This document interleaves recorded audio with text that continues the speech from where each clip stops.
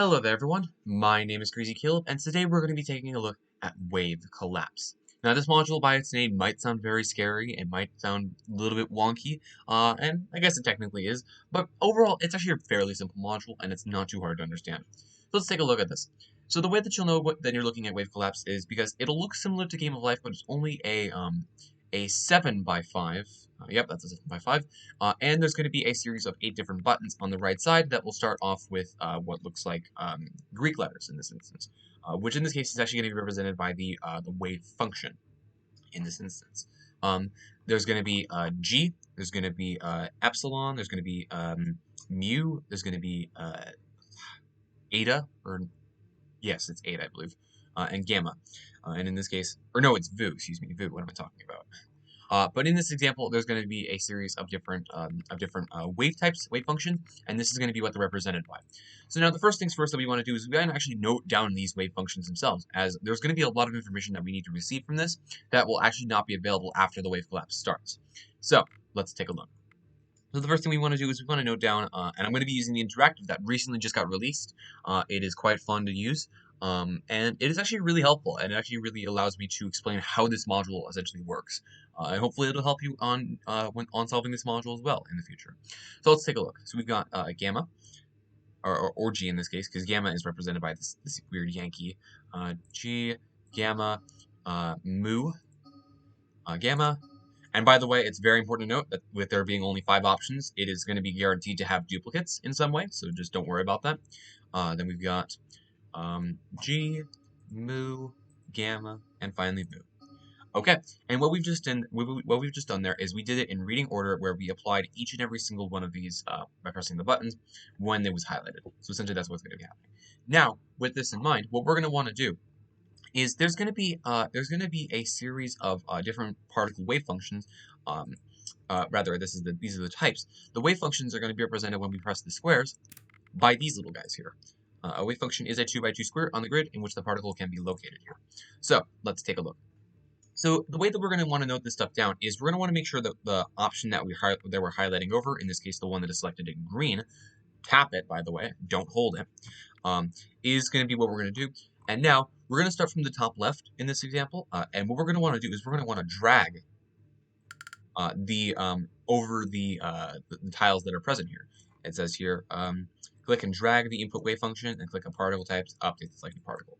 So now we've filled in this guy. Now what we're going to want to do is we're going to want to go over to the next one here, and in this case, if you go back to the G, it will leave in this little particle right here. So. And the colors themselves are not relevant. It's just kind of a way to help distinct them from one another. There could be a series of different colors. There could be red sometimes. But overall, the colors mean nothing, essentially. And now this one is down at Charlie 6 and Delta 7. Then we have, for the next one, we've got Bravo 6. Okay, so the next one we have you. And you're going to want to note down all of these wave functions. So let's do this. There is no shortcutting this module, that's for sure. So number 6 is going to be Alpha 5 and Bravo 6. You are going to be just in the bottom right corner. Fantastic. By the way, funny sounds. And finally, Delta 4 and Echo 5. So now, how exactly is all of this relevant, and what exactly did we do here? So obviously, we've just gained every single type of wave function here. And what this is going to do is, if we take a look at the read, for example, what we're going to get is we're going to get all of these are going to be overlapping in some way, shape, or form. And this is going to be relevant for the second step. So if we unhighlight one of these, perhaps, but if we happen to realize how this works, is essentially what happens is when you're highlighting over a specific particle, a specific particle type that was relevant, the wave function itself of that particle will be in black in this example. So as you can see, this little 2 by 2 was at Bravo 4 and Charlie 5. This one was at Charlie 6 and Delta 7. This one was down here, Bravo 6, Charlie 7. And as you can see, that's going to be the way that we're going to help distinct this module. So now, our goal is we're going to be determining a series of 7 different presses, and this is going to be based off of how we start this module, which is going to be this first step here. So now, the first things first is we're going to sum the results of each of the rows in the table on the right, subtracting 8 until the result is within the range 1 to 8 inclusively. So it's going to be modulo 8, but if you happen to be moduloing and you happen to reach 8, you will be using 8. That's going to be very important to note down. So let's take a look. And essentially what we're going to do is we're going to get a specific value, and we're going to multiply it by this. We're going to get a specific value, multiply it by that, and etc., etc. So first things first that we have is we have port plates. Port plates, we only have one of those, so 1 times 5 is only going to be 5. The module count is going to be 1. 1 times 3 is going to be 3. First digit of the serial number is going to be a 1. 1 times 3 is going to be 3, go figure. Starting time in minutes. Now, there is a lot on here. I've always put 120. However, one of the things that you can realize is the fact that 120 itself is divisible by 8. So that already we can just cross off as that as an option. So it is advised that you make sure that you can check if the starting time is divisible by 8, as you just simply don't want to have to worry about it, especially on bigger bombs. But just remember that it is a multiple of 7, and it is a very important rule to note down. So in this case, I'm just going to skip over this because I know for a fact that 120 is indeed a multiple of 8, and therefore it is relevant. So, and indicators without vowels is the last one. FR Quebec doesn't have one. CAR does. So we only have one of these that applies. So it's going to be 1 times 5 is going to be 5. So now we're going to sum all of these numbers together. So in this case, 5 plus 3 plus 3 plus 5. That's going to give me 16. We're going to modulo 8. And in this case, we actually do reach 8. So that's perfect. So the range was in 1 to 8 inclusively. And now, with this number in mind, 8, what we're going to do is we're going to hold down the button on the right, which is assigned this number, in reading order for more than 1 second, and this will collapse the wave function of the particle connected with this button. The particle will take one of the 4 possible positions and will be displayed on the grid. So the way that this works is, let's hold it down for a second. So now remember, it's going to be in one of these 4 positions, and what's going to happen here is there's going to be a little light that will pop up, and this will represent the wave collapsing. So let's hold it down, and let's see what we get.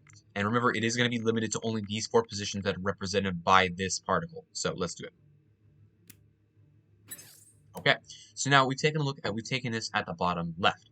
And now what we want to do with this is we want to solve the module of it by pressing the positions of all the other particles in reading order of their buttons. Now, how exactly do we determine this? This is going to be determined by this little table over here, which we will get into in just a second. But what we want to note down is we want to essentially figure out what we're going to be doing with this module. If the wave function of 2 particles intersect, then those particles are entangled. To find the position of the particles after collapse, start with the initially collapsed particle, in this case this little yellow guy right here, and find which of the remaining particles are entangled with this one. For each of those entangled particles, look up its type along with the other particle's type to obtain a diagram and place the known particle's position relative to its wave function in the corresponding position in the diagram. This sounds super duper complicated. Let's break this apart. So, the first things first is we started with 8, and we started in the bottom left. Let's mark this with this little dot right here. So, we started in the bottom left, and now what we want to do is we want to start looking around for places that have essentially intersect with this guy. And what we can do is we can start looking around here. Let's see what happens here. So maybe 1, maybe 2. Here we go. So if we take a look here, so this fourth button here, is this little 2x2 square from Charlie 3 to Delta 4.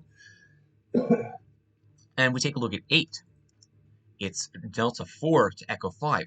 They both have some sort of intersection at Delta 4. Excuse me. So we can start from this position, and this is going to be what we're going to determine here. So both of these intersect, and these are going to be essentially entangled. These are going to be entangled, and we need to figure out which position the particle is going to be ending up in the 4th position here. So we need to figure this out. So now, what we want to do is we want to compare each of the 2 particle types here. In this case, the mu and the gamma. And the table itself actually doesn't matter which way you do it, whether it be row or column, because everything, as you can see, is essentially reversed in some way, shape, or form. So if we take a look at gamma mu, for example, or mu gamma, they are both the exact same. Same thing with mu mu. Well, that's actually the only option. But for example, epsilon vu and vu epsilon, they are both the exact same, and this example works. So it doesn't matter which way you do it, whether it be row column or column row first, it will give you the exact same result. Excuse me, I don't know what's going on with me today. Okay, so now, With this in mind, what we want to do is remember what it said. So find which of the remaining particles are entangled with this one. So we started with the initial collapsed particle, and in this example, this one is going to be the fourth is entangled with the eighth. That's what we started with. So now, with this in mind, we're going to, for each of the entangled particles, look up its type along with the other particles' type to obtain a diagram. So in this example, we have gamma and mu, as I just mentioned. So gamma and mu. Mu, gamma, excuse me, not gamma, that's gamma, this is gamma. We're going to get this x, and now what exactly do we do with this information? So, and place the known particle's position relative to its wave function in the corresponding position in the diagram. If the position contains a point, then the position of the particle is unchanged. So in this example, if we were to have mu, for example, if the particle was in the top left, it would remain unchanged in this example. But however, in this case, there is it contains a line. The entangled particle will collapse at the other end of the line. This position relative to the unknown particle's wave function is that particular target's location. This sounds really complicated, but let's break this apart. So we're going to treat this one that we don't have any particles known as essentially the same position. So we start from the bottom left in this example here. So let me mark this because this is number 4. And by the way, in order to know the presses, you have to essentially do the 1, 2, 3 that I'm doing here in sort of these blank spaces in order to get to the 4th press. So let's assume that since this started in the bottom left of this little particle here, of this wave function, that we're going to be starting in the bottom left from this position as well. And if we take a look here, we're going to apply the transformation of this graph here from in this one right here. So we started in the bottom left. We're going to follow the line up to the top right. And this is going to be the new particle position of this guy here. This is going to be what we're going to mark right here. Very important that you do that, but hopefully this makes sense. So we started in the bottom left in both of these positions, and in this case, it wants you to start in the bottom left here. And in this case, we're going to follow the diagram and apply that transformation, and this is going to be the new particle point that we get. I hope that this makes sense. And now, what we can use now is we know for a fact where this particle is going to be.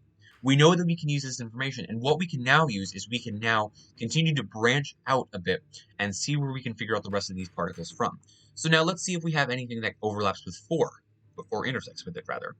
We do actually. Immediately, number 1. Number 1 intersects with 4, as we can see here.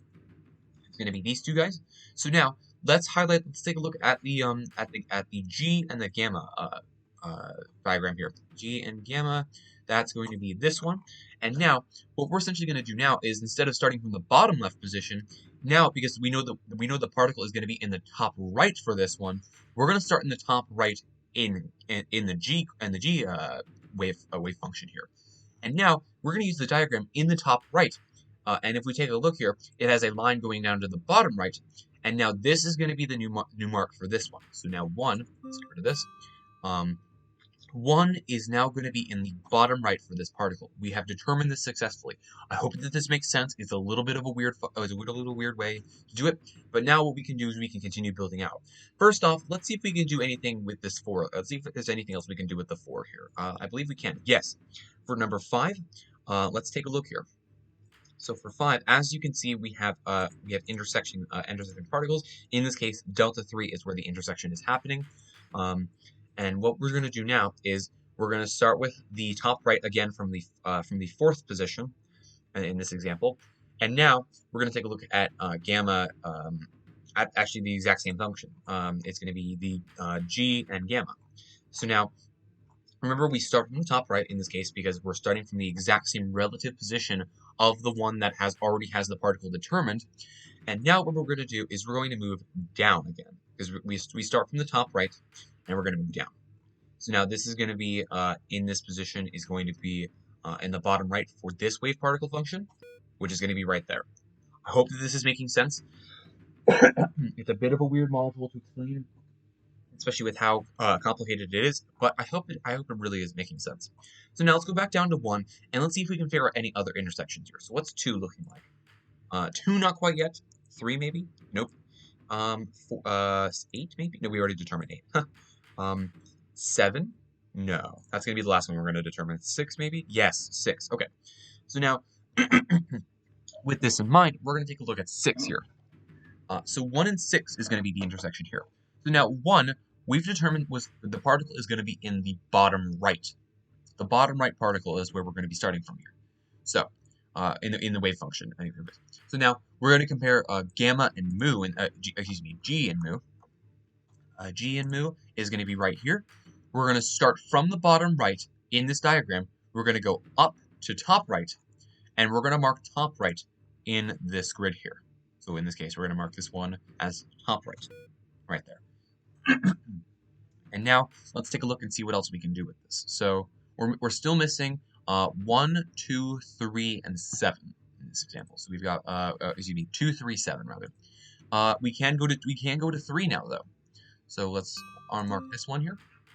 So now let's take a look. So we have so we compared 6 and 3 now. So we've got mu and mu in this example here because we've got those two functions here.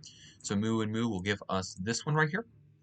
So now the mu that we've already determined, in this case, the particle is in the top right. So now, relative from this position, what exactly are we going to be looking at here? So we're starting from the top right, and then in this case, it's actually a dot. So now what this means is that we're going to be staying in this exact same location. It's unchanged, and now we're going to mark top right for number 3, just like that. Next up, we have 2, I believe. Yep, 2 and 3. So 3 has already been determined. 3 was in the top right. Now what we're going to do is we're going to go to mu and gamma. So mu and gamma is going to be looking like this. It's a big X. Perfect. So now mu is going to be from the top right, and we're going to start from the top right. And in this example, we're going to go down to the bottom left. That's the transformation. And now we're going to mark the bottom left with respect to the gamma. In this case, it's going to be that one. Rather, we're going to mark this as 2. This is going to be number 2. And then finally, for number 7 should be the last one that we haven't determined yet. And in this example, it is indeed. So now, there is actually quite a few intersections here. So 3 actually does not intersect with it, even though a starting point is right here. 2 is the one that intersects with it. In this example, it's going to be delta 6 and delta 7 that are the intersections here. So make sure that it's very important to note down is that it doesn't necessarily need to be a particle that intersects with it. It needs to be some form of the wave function that intersects with it, not the particle. So the particle can intersect with it, don't get me wrong, but the wave function, the 2x2 grid of each of these guys here, needs to intersect in some way, shape, or form. Even if it's 1 square, if it's 2 square, if it's 3 square for all I care. So yeah. So now we're going to be comparing 2 and 7 because these are the ones that overlap with each other. And we're going to take a look at gamma, which in this case is actually going to be staying in the exact same position for all of these things. So we're going to start in the bottom left for 2 in this example because this is going to be number 2. And now, since this is going to be starting in the bottom left, and since this is a dot in this bottom left diagram right here, we're going to be staying in the bottom left for this grid right here. This is going to be number 7. So I hope that this makes sense.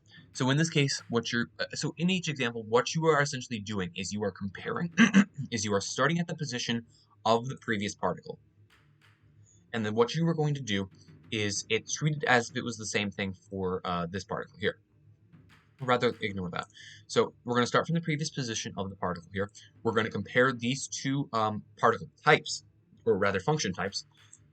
We're going to find that diagram in the grid. We're going to apply the transformation, and that position that you end up on is going to be the new position of the one that we don't know the particle of. Hope that makes sense, and I hope that that's a good synopsis, a good sum up of what I just explained here. And essentially, as you can see here, it obviously is going to have a starting point, and you need to start branching off and finding the other options here, as you can just see. But there is indeed going to be some way to logically deduce how you get to each individual point.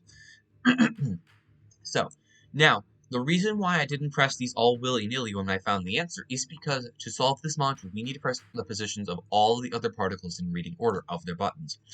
This explains why you can't solve this immediately when you start figuring out particles immediately, because you need to figure out the reading order of it all. And this is the reason why we have the numbers here as well, to help us essentially figure out what the reading, what order we should press these buttons in. So we've got Charlie 5 for our first one here, which would be left of the first particle that we had here. That's good. And as you can see, now when a correct answer pops up, what we have here is we have the particle type popping up again, so that's exactly what we need here. The next step, number 2, is going to be right down here, 2 spaces down from it. Gamma pops up. Then we have number 3, then we have number 4, number 5, number 6, and to close it off, number 7. And just like that is a solved module. Now, one important thing that I did not mention is that the fact that there actually can be 2 of the exact same position. For example, it can happen with number 1, I think there was an intersection. No, not. But for example, if 1 and 6 happen to intersect in some way, shape, or form, like for example, if it was bottom left and then, for example, it became top right here, that is indeed possible to have the exact same position. There can be 2 particles that have the exact same position, totally fine, and that is completely normal. So I hope that that makes sense. I'm going to do one more example, and one of the things that I didn't mention is the way that the numbers work. In this case, let's do the read, for example. So now what we have here is this first button, this first one that we press, is going to represent the starting point in this case. Now, if we were to select a different tile, we get a point and the number 1 at the top. Now, if we, for example, wanted to clear this one out, we would have to press this 2 times in order to get 2 numbers, just because of the fact that there can be possibly 2 individual particles that do pop up, and if we can press it one more time to clear that response. So that's the way that that works. And the reason why I did the 1, 2, 3 up in the top is because we didn't know the positions of 1, 2, and 3 quite yet, and we had to work our way through, for example, 4, 5, 6, and 7 in order to get to that position. So that's why you're going to have to essentially kind of put these numbers up in the blank spots, because it doesn't really necessarily mean that we're going to get the 1, 2, 3 in that exact order. It's a bit weird. So let's take a look at one more example. I'm going to go through this a little bit faster, but hopefully this has been making a little bit of sense to you, because it's a bit of a tricky module for me to explain. And I hope I'm doing my job right, because this is exactly why I teach. So let's take a look one more time. Okay. So now we've got to start off with our particle types over on the right side here. We've got mu, mu, gamma, gamma, epsilon, epsilon, gamma, and finally mu. Okay. Now for each of these particle types, we've got u. You are going to be right here. You're going to be right here. Remember, it's a dragging command as well. Keep that in mind.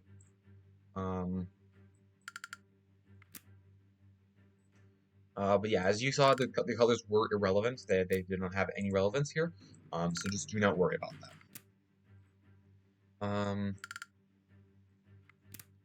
And finally, to end it off with you, right there. Okay. Now, let's determine which one is going to be our starting point for this particle function here. So now let's take a look.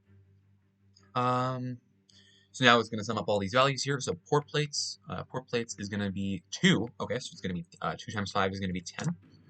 Module count is just going to be 1 times 3, which is going to be 3. It's the only one that we have on the it's the only one we have in the bottom. First digit of the serial number is going to be a 0. Well, 0 times whatever happens is going to be 0, so we don't care about that. I have 120 minutes again, so we're going to not care about that. And indicators without vowels. Let's take a look. We don't even have indicators. Awesome. So that's going to be 0. So 10 plus 3 is going to be 13. Modulate this by 8, and our starting number is going to be 5. So now we're going to do 5 in reading order, and that's going to be the one we're going to hold down here. So, so taking a look at 5, we know that the first particle we're going to get here is going to be in one of these 4 squares here. We know that for a fact. So let's hold it down, and indeed it is. It's in the top right. Okay. So now let's go over to the read here.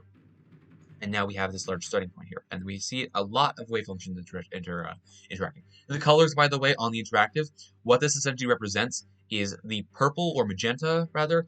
They represent particles that are intersecting in some way. And these blue ones represent the wave functions that are essentially the parts of the wave functions that are unique in some way. Let's take a look at number 5. So 5 was right up here.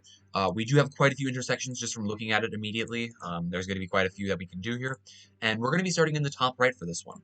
Let's mark this as the top right starting point. But let's not mark it with a number because we don't want to press this quite yet. And in some cases, we might want to press it, but we don't know exactly. And I'm just going to leave a bunch of numbers down here. Like that. So now let's take a look and see what we can. Let's take a look at see what intersects here. So, do we have a 1? We do. Yes. So we can start off with 1 immediately. That's quite nice. So, So 1 and 5 is going to be what's intersecting here. In this case, it's going to be represented by the vu and the epsilon here. Okay, let's take a look at what that diagram represents. So vu and epsilon is going to be right here. And now, since we're starting in the top right of the wave function right here, and if we take a look at that diagram, it's in the top right, and the top right represents a dot. We're not going to move anywhere. So in this case, the answer for number 1 is simply going to be the top right of this wave function right here. Just like that. Perfect. Now, let's see if we can find any other intersections. Does 2 intersect with anything? Not quite yet. 3 does. 3 does intersect with 5. Yep, that's perfect. As we can see, delta 3 and echo 3 intersect. That's perfect. So now we've got gamma and epsilon. So gamma and epsilon. So gamma epsilon is going to be these two guys right here. Let's take a look. So we're going to be starting in the top right with the epsilon in this case. And we're going to be taking a look at the diagram here. We start in the top right. We're going to be moving down to the bottom right. And in this case, the bottom right of the fourth one, of the third one rather, is going to be our answer here. So the bottom right of this little 2x2 grid is going to be the answer for that one right there. Next up, let's see what else we can intersect with. There's 2 intersect. 2 does now. Yes, 2 intersects with 3. So we're going to be 2 and 3 right here. So we have gamma and mu. Gamma and mu is going to be the x right here. And we're going to be starting in the bottom right because we determined that 3 was going to be in the bottom right. And we're going to be starting in the bottom right from the diagram here. We're going to go up to the top left. And now the top left is going to be the answer for this one. So top left is going to be the answer for 2. Just like that. Perfect. Now let's take a look at the other ones. So we've done 1, we've done 2, we've done 3. What about 4? 4 intersects with 2 in this example. So we can do 4. If we take a look at 4 here, 4 is going to be right here. So we've got mu and gamma again, the exact same one we just did. So now we're going to be starting with the one that we know, in this case being 2. 2 is represented by the top left here. The top left wants us to go down to the bottom right, and the bottom right is the one we're going to mark for this little 2x2 grid here. It's going to be bottom right. Okay.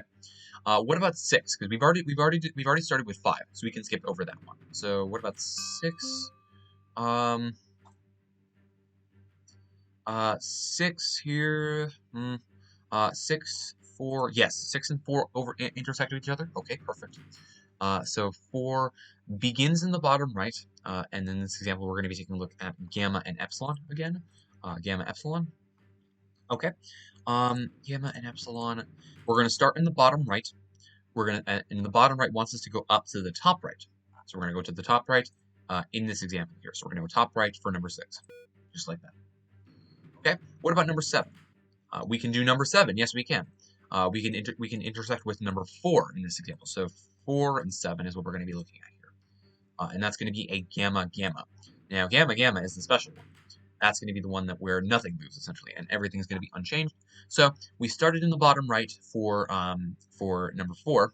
Make sure we point that out because there obviously is, as you can see, 3 marks in this little wave function right here, but only number 4 is going to be represented by this one right here. So now, starting in the bottom right, we're going to go to the bottom right because we're not moving at all of this 2x2 function, and this will be number 7, like that. Okay, and then finally number 8. Right over here. Now 8 does not intersect with the number 7. This is actually going to be on its own. So it's going to be intersecting with number 1. So 1 and 8 are going to be the last one that we're going to determine here. So as you can see, all of these essentially connect in some way, shape, or form. It's just determining the order of it is a very, very important step of this thing. So it's going to be vu and mu. Vu and mu is going to be this diagram right here. This one right here. We're going to start in the top right of number 1. Starting in the top right, we're going to go to the top left, and we're going to mark the top left of this 2x2 function for number 8. And just like that, we've determined our order that we're going to be pressing all of these guys in. So let's take a look. So we're going to be pressing 1 at delta 1. That's good. Number 2 right down here. Charlie 4. Yep. Dead center. Number 3 echo 4. Number 4 is going to be one below the center.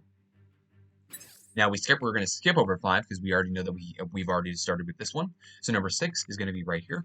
Number 7 is going to be right here. And finally number 8 is going to be Bravo 1. And just like that is a solved module.